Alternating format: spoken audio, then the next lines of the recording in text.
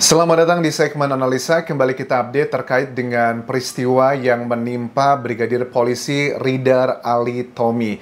Yang masih menjadi pertanyaan sekarang adalah kenapa dari pihak kepolisian penyidik ya begitu cepat melakukan kesimpulan dan menutup kasus ini. Walaupun sudah ada aroma bahwa petunjuk dan juga perintah sebenarnya dari Kapolri ya yang meminta untuk membuka kasus ini secara terang benderang.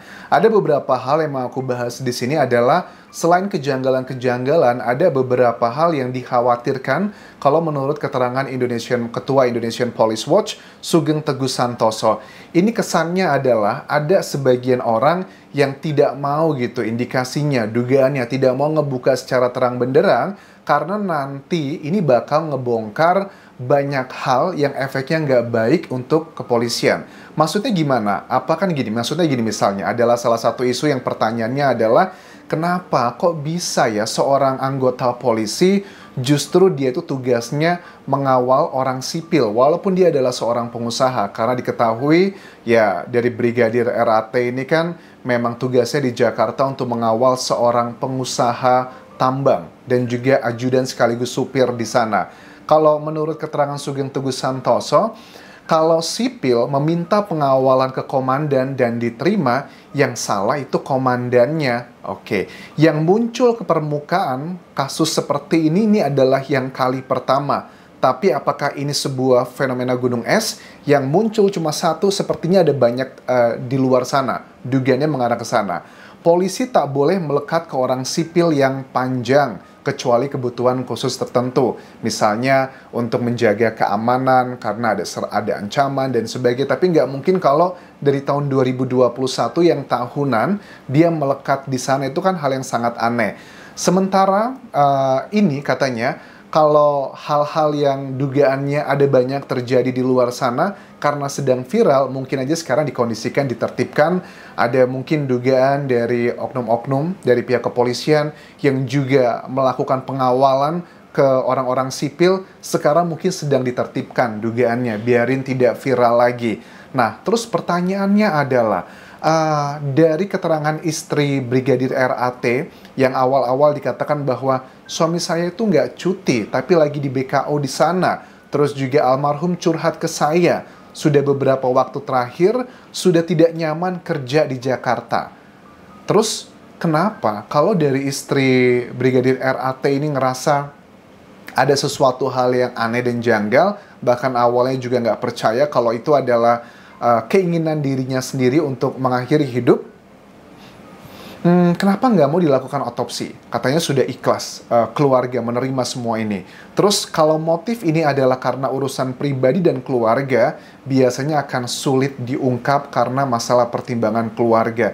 Tapi ini buah si malakama sih, kalau seandainya memang betulan gitu ya, motifnya ini adalah urusan pribadi antara Brigadir RAT mungkin dengan istri atau dengan keluarga, tetapi tidak disampaikan ke masyarakat dengan proporsi yang tepat. Ini kan efeknya juga nggak baik bagi kepercayaan ke institusi kepolisian. Kesannya kok bisa seperti itu? Karena kalau aku lihat dari berbagai macam keterangan ya kesan ini kan saling lempar tanggung jawab teman-teman. Misalnya kalau kita lihat dari Kabid Humas Polda Sulawesi Selatan ya, Kombes Pol Michael Irwan Tamsil yang sudah mengklarifikasi bahwa atasannya dari Brigadir RAT itu tidak tahu kalau bawahannya itu tugasnya di Jakarta. Terus ya kritik dari ketua IPW bilang, mana mungkin nggak tahu begitu. Orang kalau tiap pagi apel, seminggu nggak apel aja bisa ketahuan siapa yang nggak apel.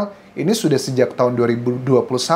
Jadi jangan mengada-ada katanya gitu. Terus ya dari atasan-atasannya Brigadir RAT yang diduga bahwa menerima uang katanya tiap bulan sekian puluh juta atau belas juta, itu semua sudah dibantah. Ya memang nggak ada buktinya kan ya, karena untuk mengatakan tuduhan seperti itu dalam dunia hukum harus ada dua alat bukti yang kuat. Alat bukti itu kan ada keterangan saksi, keterangan ahli, keterangan terdakwa, petunjuk, dan juga surat. Jadi kalau memang mau menyampaikan hal tersebut, coba dicari dua alat buktinya apa nih yang menunjukkan bahwa tiap bulan bahwa mereka mendapatkan transferan dari orang yang dikawal oleh Brigadir RAT tersebut. Nah, keterangan dari Benny Mamoto, Ketua Harian Kompolnas juga mengatakan terkait dengan honor ini. Kenapa? Dari pihak kepolisian katanya harus benar-benar menggali lebih dalam adalah mengenai berapa honor yang didapatkan dari Brigadir RAT. Tinggalnya di mana, bagaimana laporan ke atasan. Ini adalah hal yang tambahan-tambahan menurut beliau interpretasi pada saat Kapolri untuk meminta dibongkar motifnya secara detail. Dan gelar perkara nanti itu harusnya menghadirkan keluarga agar memberikan pesan kepada masyarakat bahwa ini bukan urusan yang berhubungan motifnya dengan institusi kepolisian, tetapi adalah urusan pribadi, bisa mungkin dengan istri atau dengan keluarga dan sebagainya. Yang kalau itu memang betul mengarah ke urusan pribadi, sepertinya akan sangat sulit untuk disampaikan secara gamblang ke masyarakat. Kenapa honor yang didapatkan itu penting menurut Benny Mamoto? Ya, agar kita pengen tahu berapakah penghasilannya, terus juga transfernya, tinggalnya di mana. Yang menjadi salah satu poin penting karena kita pengen tahu nih tempat tinggalnya di mana, apakah tempat tinggal yang mewah ataukah yang pas sesuai dengan ekonominya atau yang luar biasa extraordinary. Ini bisa menjadi petunjuk. Bagaimana laporan dengan atasannya? Apakah laporannya ini menggunakan tertulis, mungkin ada foto, ada data aktivitas dan sebagainya, atau laporannya hanya menggunakan handphone atau dengan kata-kata saja? Ini juga adalah bagian yang harus diklarifikasi untuk mencari tahu motif sebenarnya apa. Karena di masyarakat tuh ada kesan bahwa kayaknya sengaja deh kasus ini tuh nggak dibuka secara gamblang, karena nanti kalau dibuka bakal banyak yang ketahuan mungkin oknum-oknum yang saat ini sedang mengawal menjadi supir, menjadi ajudan, oknum-oknum dugaannya adalah pengusaha-pengusaha, orang-orang kaya di Indonesia, tapi warga sipil, ya karena ya ada yang bilang bahwa ini kan salah satu cara untuk mendapatkan uang. Jadi sebagian masyarakat itu berasumsi bahwa ya ini adalah salah satu cara gitu dari atasannya, mungkin dari Brigadir RAT untuk mendapatkan pemasukan-pemasukan untuk macam-macam. Karena sekarang juga aku lihat di berita sudah mulai dicek tuh, media-media mengecek LHKPN, laporan harta kekayaan penyelenggara negara dari atasan-atasan Brigadir Polisi Ridar Ali Tommy ini. Ternyata hartanya tuh udah bukan lagi 1 miliar, 2 miliar, ada yang belasan, ada yang puluhan miliar, dan ini dipertanyakan dari mana asalnya. Well, itu biarlah nanti dari pihak KPK atau yang terkait menggali lebih dalam mengenai harta tersebut apakah masuk akal atau tidak. Hasil membuka isi HP menurut Ketua Harian Kompolnas harus dikonfirmasi atau dikonfrontir dengan pihak keluarga. Ini maksudnya Kapolri untuk dibuka sejelas-jelasnya. Karena dari handphone itu kan bisa diketahui kan istrinya mengaku cukup intensif ya melakukan komunikasi selama suaminya BKO dalam tanda kutip ke Jakarta. Bahkan semingguan terakhir sebelum suaminya meninggal dunia pun sudah dijelaskan beberapa kali bahwa suami saya itu curhat. Dia nggak nyaman, nggak betah, pengen balik sebenarnya ke Manado lagi, ke kampung halamannya. Tetapi mungkin ya kalian tahu lah ya, untuk bertugas seperti ini kan pasti bakal ada sesuatu hal konsekuensi yang tidak bisa serta-merta kita nggak betah, kita langsung pergi juga tidak bisa. Yang menjadi ngebuat kita tuh kesel adalah kok bisa ya seorang polisi gitu ya, sebuah profesi yang begitu terhormat, yang begitu sulit masuk ke sana orang-orang pilihan. Tapi kenapa kok dia ditugaskan hanya menjadi seorang supir, ajudan untuk seorang pengusaha? Apa urgensinya, fungsinya di situ?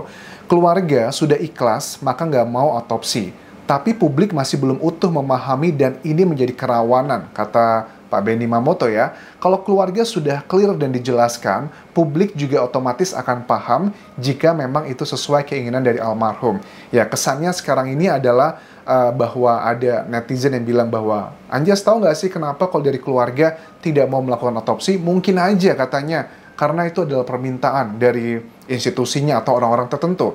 Ya, kalau ngomongin masalah possibility atau kemungkinan, itu pasti akan selalu ada. Tetapi jujur ya, kalau secara undang-undang sebenarnya, aku lupa undang-undang berapa, tapi kamu bisa cek, bantu aku untuk mengingatkan, secara undang-undang itu sebenarnya untuk sebuah, kalau dari pihak kepolisian mengindikasikan ini ada indikasi ke unsur pidana, dengan tanpa persetujuan keluarga, otopsi itu bisa dilakukan loh teman-teman. Dan kenapa harus minta izin, itu lebih ke masalah kayak etika aja, budaya aja kita ya. Tapi kalau secara hukum, tanpa adanya persetujuan dari keluarga pun, pihak kepolisian kalau menilai ini ada indikasi ke pidana, bisa langsung dilakukan loh, tanpa adanya persetujuan dari keluarga.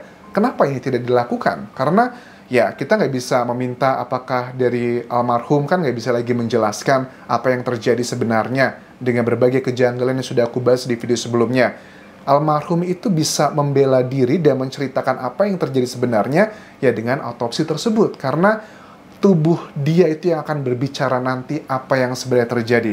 Kalau secara visum sih, ya katanya kan ada tipikal khas yang memang itu dikeluarkan dari, ditempelkan di kening kan ya. Tapi kan ditempelkan di kening dengan peristiwa yang secepat itu, apakah pure karena keinginan diri sendiri, atau mungkin ada peristiwa sebelumnya atau rangkaian sebelumnya, kan ini juga masih menjadi belum jelas teman-teman. Terus juga menurut Benny Mamoto, istri adalah yang paling tahu apakah sudah didengar keterangannya secara detail. Kalau clear, ya ini harus segera disampaikan pada saat gelar perkara. Memang kalau untuk menjernihkan dari kesinisan sebagian masyarakat terhadap institusi Polri, ya keluarga memang harus diajak sih pada saat gelar perkara nanti. Dan kita bisa memahami lah kalau memang adalah alasannya pribadi masalah keluarga, oh kita bisa tahu bahwa ini adalah, karena aku juga pernah lihat kasus ya, yang kejadian juga ke institusi Polri juga sebenarnya, yang permasalahannya itu adalah karena urusan keluarga, kita udah bisa menangkap, oh ini memang beneran karena urusan pribadinya, tidak ada hubungannya dengan institusinya.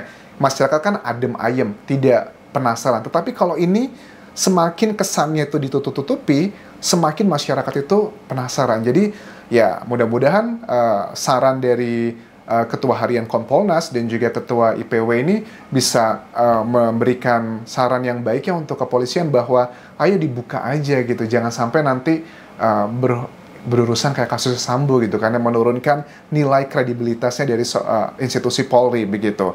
Dan kita lihat nanti perkembangannya seperti apa. Mudah-mudahan sih masih bisa dilakukan otopsi, karena menurut aku otopsi itu kalau memang faktanya tidak ada hal-hal yang mencurigakan, ya ini akan baik untuk nama Polri sebenarnya, dan masyarakat juga akan adem, dan ya nilai kepuasan masyarakat terhadap Polri aku yakin tidak akan tergerus ya teman-teman. So itu yang bisa aku update mengenai peristiwa Brigadir Polisi Ridar Ali Tommy, dan sampai ketemu lagi di video berikutnya. Kalau ada update terbaru, kalian bisa tuliskan di kolom komentar ini, dan nanti akan aku gali lebih dalam apa poin-poin yang kalian sampaikan. Terakhir, tinggalkan like dan juga komen, subscribe channel YouTube ini, follow Instagram, Facebook, dan juga akun TikTok di Anjasa Sumara. Sampai jumpa.